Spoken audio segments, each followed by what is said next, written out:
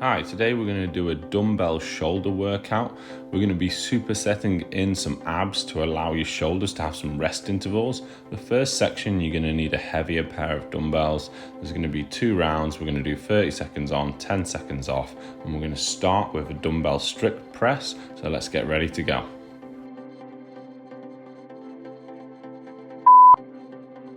There should be no help from your legs during this set, and also I want you to avoid leaning back. So you want to keep your ribs engaged, almost driving your ribs down like a crunch and tucking your tailbone under slightly.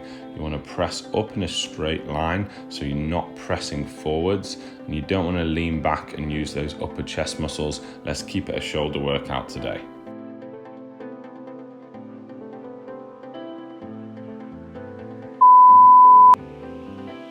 Onto the mat now, we're going to do some alternating V-ups.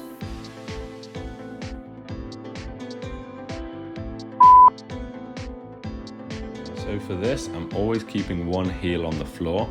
I've got my legs almost straight, but I have put a slight bend in them, and then I'm trying to keep that knee angle consistent. My arms and body are coming every time up to the alternating legs, and I'm reaching to try and touch my shoelaces for each rep. When you come into the open position, make sure your lower back isn't arching off the mat.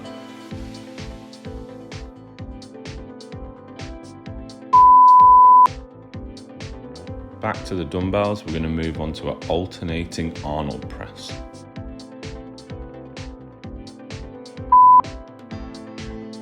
For this, you're going to do a full 180 turn on each press, with your back of your hands starting facing the front, and then turning so that your palms are facing. Alternate arms, keeping the elbows tucked in a little bit tighter than you would if you were doing a shoulder press. Again, trying not to lean back, keeping your core engaged.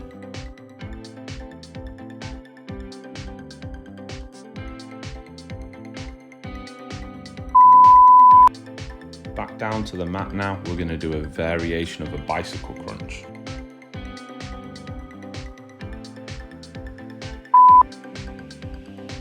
So again, with this ab exercise, you're going to keep one heel on the floor at all times. You're going to draw one elbow across your body to touch the opposite knee or get as close as you can. And you're going to squeeze your abs down one side, hitting those obliques.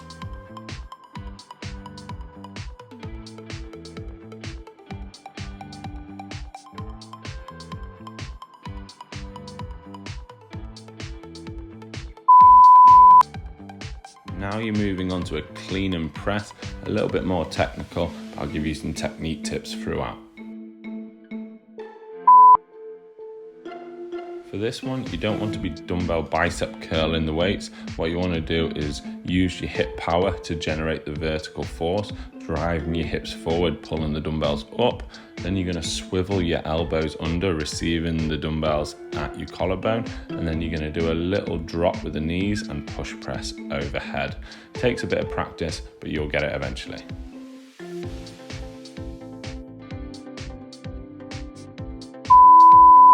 Back onto the mat now, we're going to do a hollow hold, and I can show you some different difficulty variations also. A tuck hollow is the easiest option. If that's easy, put one leg out. The next progression is to put the arms overhead, and then the next progression would be to have both feet and both arms out. The whole point of a hollow hold is that your lower back stays in contact with the floor, maintaining an engaged core position. If you can't maintain that flat lower back, you need to move on to one of the easier variations that are showed at the start.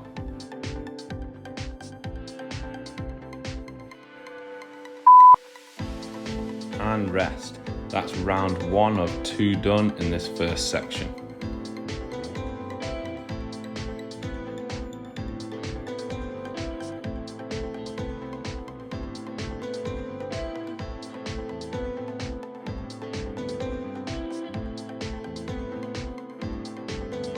Starting back with the strict press for the second round.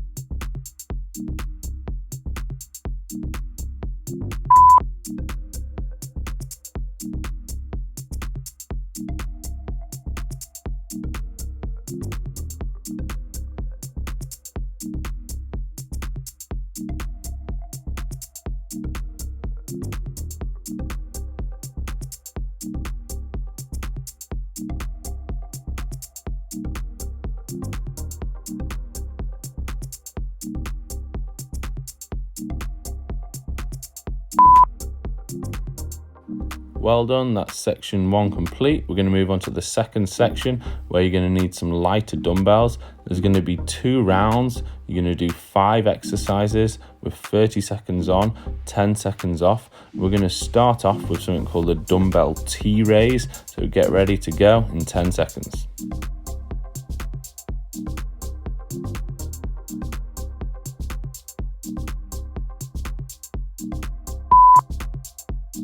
You're going to start off by doing a neutral grip front raise. The dumbbells start just in front of your quads. When you get to the top, you're going to draw out to the sides, twist the dumbbells so that the back of your hands face the ceiling, come back to the start and repeat.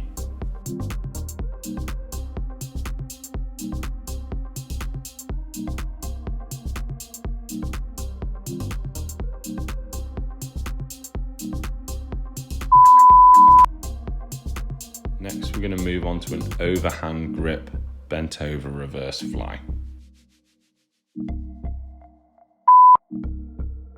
With a slight bend in the elbows, draw the dumbbells out to the sides, hitting the rear delts. You want to maintain a flat back. You can soften the knees to release the hamstrings slightly and be as horizontal as you can, trying to minimize the body movement.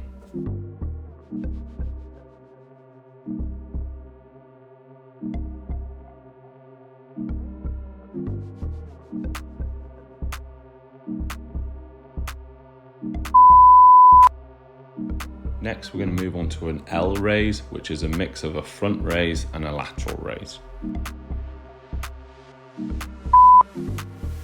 So whilst one dumbbell comes out to the front for a front raise, the other one's going to draw out to the side for a lateral raise. I'm trying not to touch my body with the dumbbells, maintaining the time and attention throughout the set.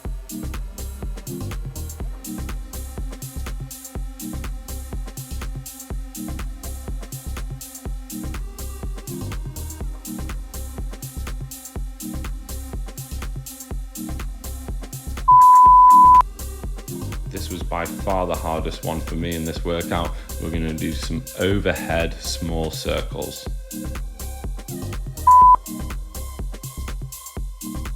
So you want to be making small circles overhead. You want to have your arms as straight as possible and you want to be leaning back as little as possible. Feel free to change direction throughout the set.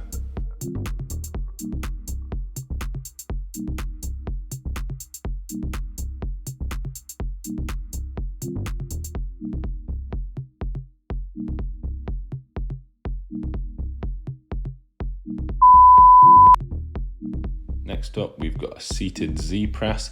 This is just as good for the upper back as it is the shoulders. You want to be sitting as upright and as forwards as possible for this exercise. If you're more flexible, you can have straighter legs, but if you're struggling to sit upright, then try bending your legs more. You want to press up and back, finishing with a straight line from your hips to the dumbbells at the top and maintaining a neutral grip throughout.